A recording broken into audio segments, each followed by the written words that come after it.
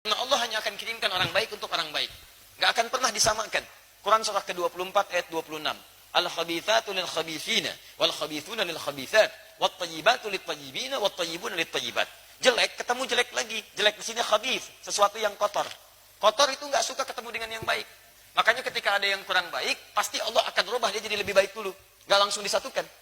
Berubah. Ketika baik, baru dipertemukan. Ketika bertemu misalnya awalnya tidak tahu, kemudian bertemu, yang satu ingin jadi baik, yang satu tidak ingin, itu akan dipisahkan. Seperti Asiyah dipisahkan dari Fir'aun. Seperti Nabi Nuh dipisahkan dari istrinya. Nggak akan nyambung. Nggak akan nyambung. Kalau tidak dunia, maka akhirat akan dipisahkan oleh Allah Subhanahu wa Ta'ala. Tapi teman-teman sekalian, kalau ingin berubah, pasti chemistry itu akan dibangun, frekuensinya akan sama. Ini baik, ini akan ditingkatkan. Begitu sudah sama, disitulah kenikmatan akan didapatkan. Paham sampai sini?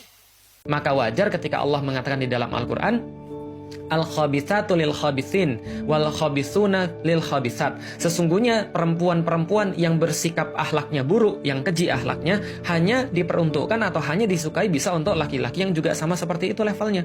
Dan laki-laki yang bersifat keji, kata-katanya kotor, dia kemudian nggak bisa menahan daripada perbuatan-perbuatan yang mungkar, kata-katanya nggak enak, selalu terucap dengan sumpah serapah, celah, nista, dan segala macamnya, hanya bisa dipasangkan dengan perempuan-perempuan yang juga seperti itu.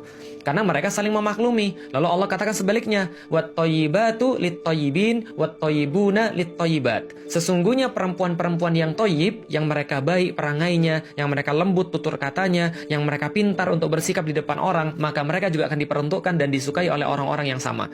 Dan juga sama, laki-laki yang berbuat seperti tadi, yang mulia akhlaknya, ranggi kemudian penampilannya, lalu kemudian bagus kemudian cara ngomongnya, tutur katanya, maka dia akan dipasangkan dengan perempuan-perempuan juga yang sama. Tidak akan ada ketidakadilan.